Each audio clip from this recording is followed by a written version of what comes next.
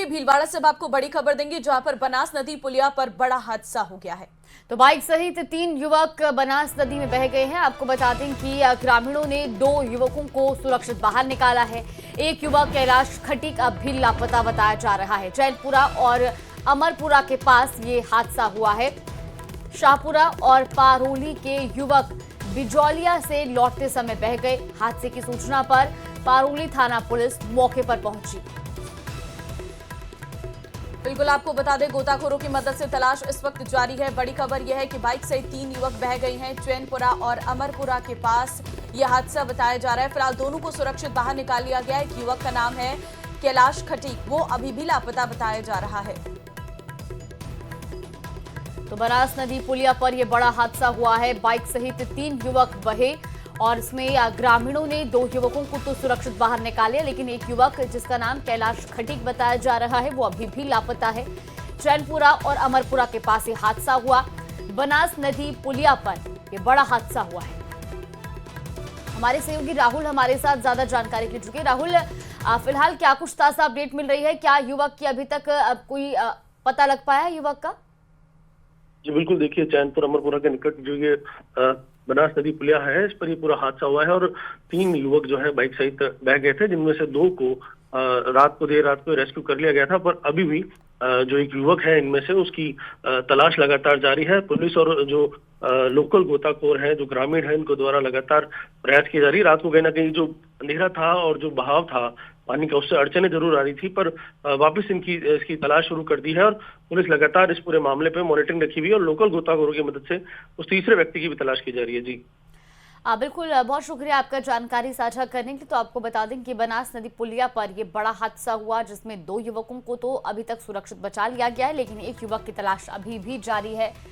शाहपुरा और पारोली के युवक बिजौलिया से लौटते समय बनास नदी में बह गए। तो हादसे की सूचना पर पुलिस भी मौके पर पहुंची है। गोताखोरों की मदद से अभी भी एक युवक की तलाश जारी है।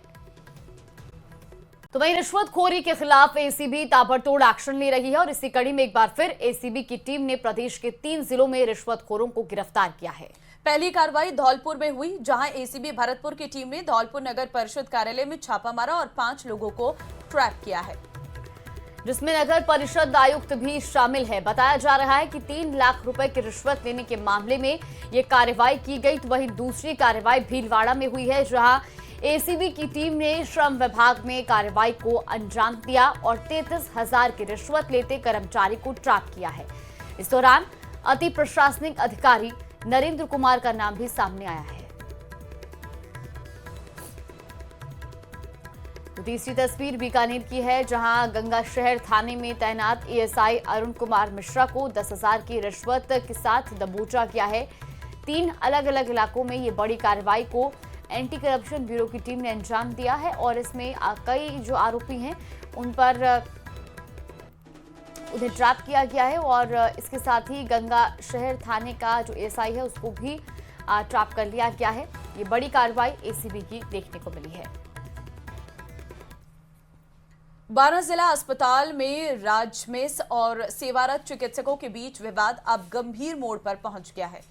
जिला अस्पताल से पदनामित 30 चिकित्सकों ने सामूहिक रूप से इस्तीफा देकर कॉलेज प्रबंधन और स्वास्थ्य विभाग की मुश्किलें बढ़ा दी हैं। इस रिपोर्ट में देखिए। गहराया मेडिकल कॉलेज विवाद, 30 सेवारत चिकित्सकों ने दिया इस्तीफा। कॉलेज की मान्यता पर संकट के बादल। 12 जिले के अस्पताल के ये वही 30 चिकित्सक हैं जिन्होंने अनुभव प्रमाण पत्र के अलावा स्थायी नियुक्ति न मिलने से खफा होकर सामूहिक रूप से इस्तीफा दे दिया। आरोप है कि कॉलेज की मान्यता के लिए अस्पताल से चिकित्सकों को पदनामित किया गया था, लेकिन उन्हें स्थायी नियुक्ति नहीं दी गई। डॉक्टरों का कहना है कि आयुर्विज्ञान आयोग की गाइडलाइन के मुताबिक चिकित्सकों को नियमानुसार प्रोफेसर, एसोसिएट प्रोफेसर और असिस्टेंट प्रोफेसर के स्थायी पदों पर नियुक्त किया जाना चाहिए। आज हम सभी डॉक्टर्स इसलिए आए हैं कि जो पदनामित हमारे को करके इन्होंने 2024 में मेडिकल कॉलेज 12 को मान्यता दिलाई थी, तो उस पे इन्होंने पदनामित लिखा, लेकिन हमारे को न तो कोई एक्सपीरियंस दे रहे हैं और जो TUQ 2025 जो केंद्र सरकार की गाइडलाइन है उसके अनुसार 10 साल जिसने सर्विस कर रही 220 बेड वाले हॉस्पिटल में, जिला अस्पताल में, उसको एसोसिएट प्रोफेसर बनाया जाए और जिन्होंने 2 साल काम कर लिया असिस्टेंट में लिया जाए और जो भी काम कर रहे हैं उनको एक्सपीरियंस दिया जाए। लेकिन ये लोग न तो हमारे को एक्सपीरियंस दे रहे हैं और इन्होंने पदनामित केवल नाम लगाया है और हमारे से कहते हैं कि इसका कोई मतलब नहीं है। तो हम इनको आज सामूहिक इस्तीफा देने आए हैं कि भाई हमारी वजह से मेडिकल कॉलेज को 12 को मान्यता मिली और हमारे को उस चीज़ का कोई फायदा ही नहीं है। तो हमने इसको इस्तीफा दे दिया है कि हम पदनामित नहीं रहना चाहते, हमारे को परमानेंट या तो एसोसिएट बनाया जाए या असिस्टेंट प्रोफेसर बना जाए। आरोप यह भी है कि राजमेश के जरिए नियुक्त किए गए डॉक्टरों को बिना क्लिनिकल अनुभव के विभागाध्यक्ष बना दिया गया। इतना ही नहीं, राजमेश के प्रोफेसर और अन्य पदों पर नियुक्त चिकित्सक जिला अस्पताल में ड्यूटी भी नहीं कर रहे हैं, जिसके चलते मरीजों को भारी दिक्कतें हो रही है। बहरहाल मेडिकल कॉलेज में पदनामित सहायक प्रोफेसर चिकित्सकों के इस्तीफे देने से कॉलेज की मान्यता पर संकट के बादल जरूर मंडरा रहे हैं। 12 से न्यूज़ 18 राजस्थान के लिए विपिन तिवारी की रिपोर्ट। और बड़ी खबर आपको बता दें, झुंझुनू से इस वक्त की बड़ी खबर, जहां वार्ड नंबर 45 में गुरुवार को बड़ा हादसा होते होते टल गया। बड़ के बालाजी के पास स्थित एक पुरानी और जर्जर हवेली अचानक भरभराकर ढह गई है। गनीमत तो ये रही है कि उस वक्त वहां कोई व्यक्ति या वाहन मौजूद नहीं था। बिल्कुल, वरना वहां बड़ा हादसा, बड़ी जनहानि का कारण बन सकता था। पूरी घटना पास के घर में लगे सीसीटीवी कैमरे में कैद हो गई। हवेली गिरते ही जोरदार धमाके जैसी आवाज पहुंची। आसपास के लोग घबराकर घरों से बाहर निकल आए। मुख्य रास्ता मलबे से भर गया, जिसे बाद में हटाने का काम भी शुरू हुआ।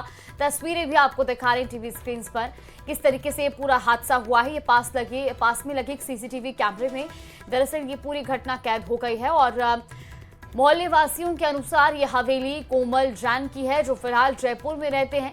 पड़ोसियों ने कई बार हवेली की जर्जर स्थिति की सूचना मालिक और नगर परिषद को दी थी, लेकिन बावजूद इसके इस ओर कोई ध्यान नहीं दिया गया।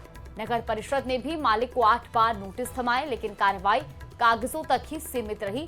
अब ये तस्वीरें आप देखिए, जहां पुरानी हवेली भरभराकर सीधा नीचे गिर गई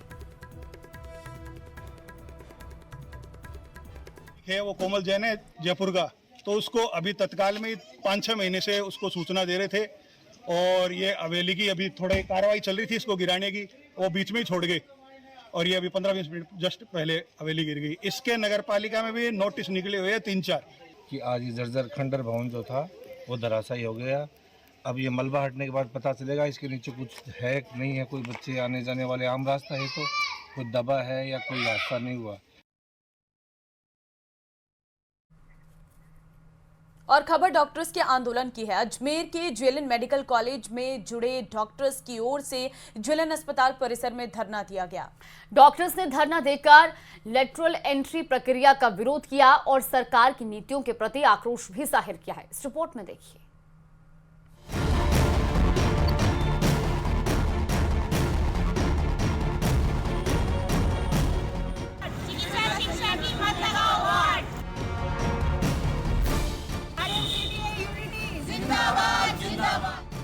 धरने पर बैठे डॉक्टर्स, लेटरल एंट्री के खिलाफ डॉक्टरों का धरना, लेटरल एंट्री के खिलाफ विरोध, जेएलएन कॉलेज के डॉक्टर्स का आंदोलन, सरकार से आर पार की लड़ाई। अजमेर के जेएलएन मेडिकल कॉलेज में डॉक्टरों का गुस्सा दिखने लगा है। लेटरल एंट्री व्यवस्था के विरोध में आरएमटीसीए से जुड़े मेडिकल टीचर्स ने अस्पताल परिसर में धरना दिया। डॉक्टरों का आरोप है कि सरकार की लेटरल एंट्री नीति मेडिकल शिक्षा और शोध की गुणवत्ता को नुकसान पहुंचाएगी और मेहनती फैकल्टी के साथ अन्याय होगा। डॉक्टर्स की मांग है कि लेटरल एंट्री की समाप्ति हो, भर्ती केवल प्रवेश स्तर पर की जाए, आरपीएससी को नियुक्ति एजेंसी बनाया जाए, डीएसीपी समय पर लागू हो, डेमोन्स्ट्रेटर को प्रमोशन मिले, नियुक्ति समायोजन समिति भंग हो।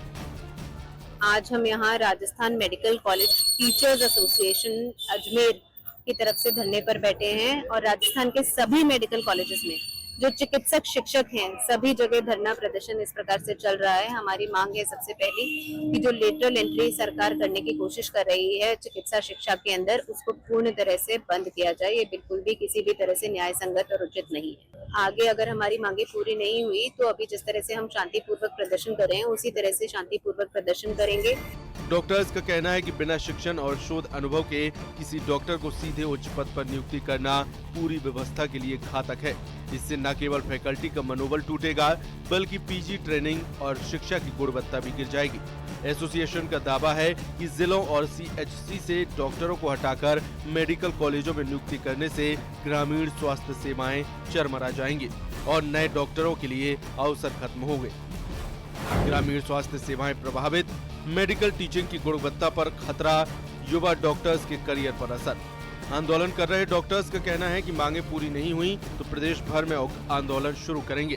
इसकी पूरी जिम्मेदारी सरकार की होगी। डॉक्टरों का साफ कहना है कि जब तक सरकार ठोस कदम नहीं उठाएगी तब तक उनका प्रदर्शन जारी रहेगा। अब देखना यह है कि सरकार इस विरोध को कितनी गंभीरता से लेती है। न्यूज़ 18 के लिए अजमेर से अशोक भाटी की रिपोर्ट।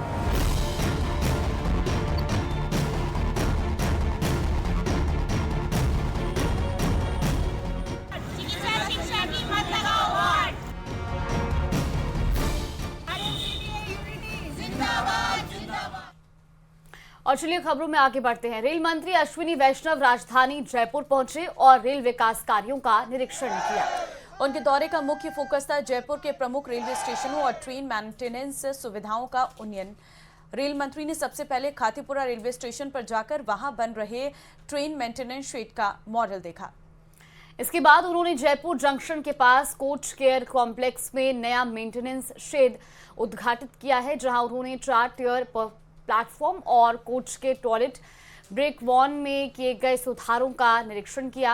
रेल मंत्री अश्विनी वैष्णव ने जयपुर जंक्शन और गांधीनगर रेलवे स्टेशनों पर चल रहे अमृत भारत स्टेशन योजना के तहत हो रहे रीडेवलपमेंट कार्यों को भी देखा है। इस दौरान उन्होंने अधिकारियों को दिशा निर्देश भी दिए। तस्वीरें आपको दिखा रहे हैं।